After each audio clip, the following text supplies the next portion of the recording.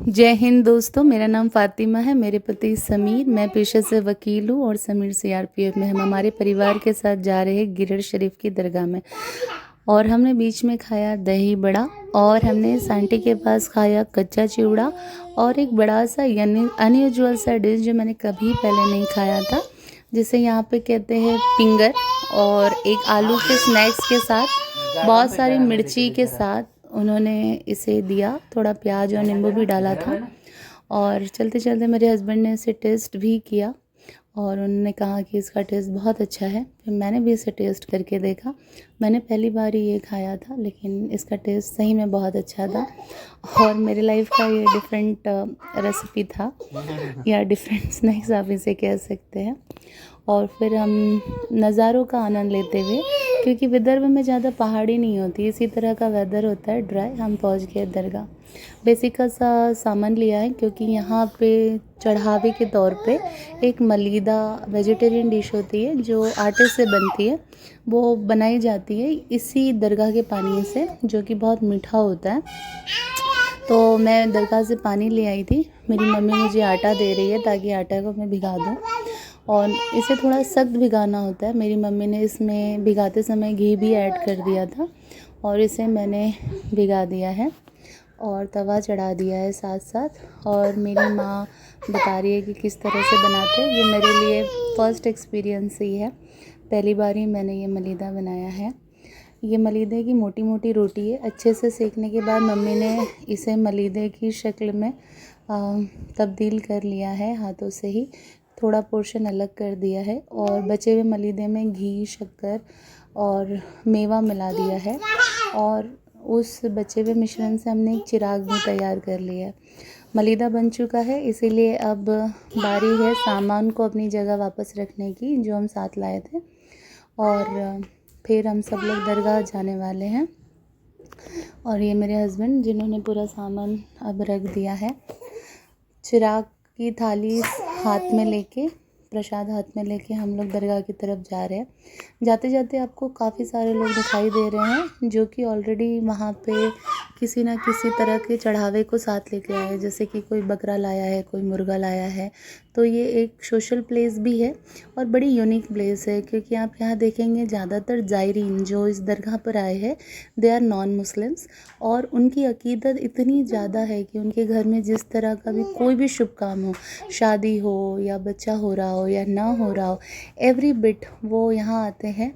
और यहाँ किसी न किसी तरह का नवस कहते हैं हमारे यहाँ पे, वो रखते हैं और बदले में बकरा, मुर्गा ये सब देते हैं। चिराग हमने अनलाइटेंड कर दी है, और अब ये जो है दरगाह शरीफ में पेश किया जाएगा बनाया हुआ प्रसाद। प्रसाद का ये थोड़ा सा प्रसाद वो रख लेते हैं, और बाकी सारा प्रसाद बांटने के लिए, घर ले जाने के लिए हमें वापस मिल जाता है। मेरा बेटा और मेरा हस्बैंड, मेरी मम्मी, हम सब यहाँ पे।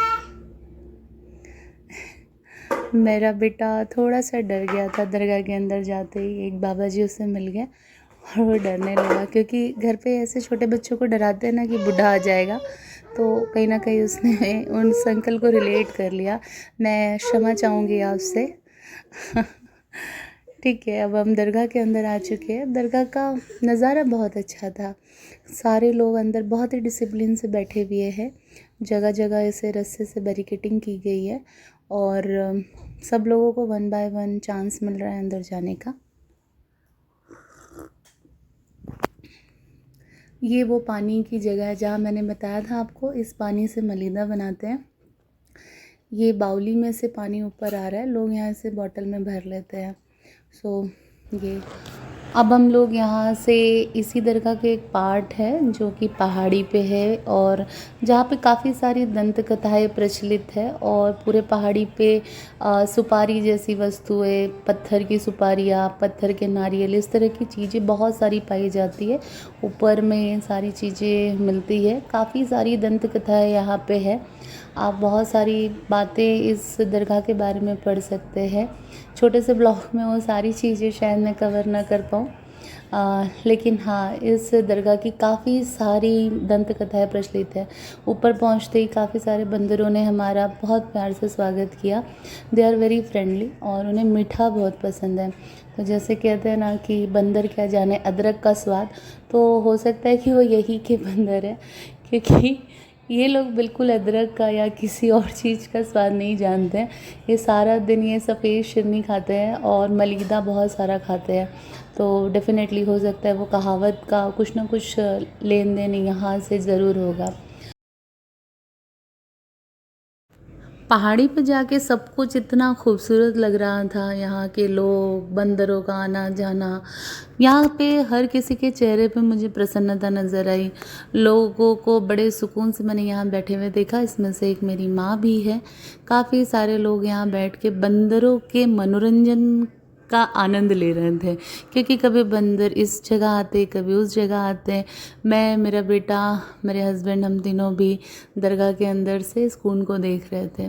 इस कुंड को देखते हुए मैंने ये ज़रूर सोचा कि इतनी पहाड़ी पर ये कुंड का निर्माण कब किया गया होगा, ये कुंड किस लिए बनाया गया। जैसे कि मैंने आपको बताया था कि यहाँ काफ़ी सारी दंत कथाएँ हैं। तो कहते हैं कि जिस हजरत की ये दरगाह है, इन्होंने किसी व्यापारी से पूछा कि तुम्हारे पास क्या है, तो उसे लगा कि कोई डाकू या लुटेरा है, और उन्होंने झूठ कहा कि मेरे पास पत्थर है, ये पत्थर एक जगह से दूसरी जगह ले जा रहा हूँ। ये मेरे हस्बैंड नारियल तोड़ रहे हैं, और ये लेडी को भी जल्दी थी नारियल तोड़ने की, इसीलिए वो आगे बढ़कर मेरे हस्बैंड के अकीदत के धागा बांधते, it is wrap off for that day.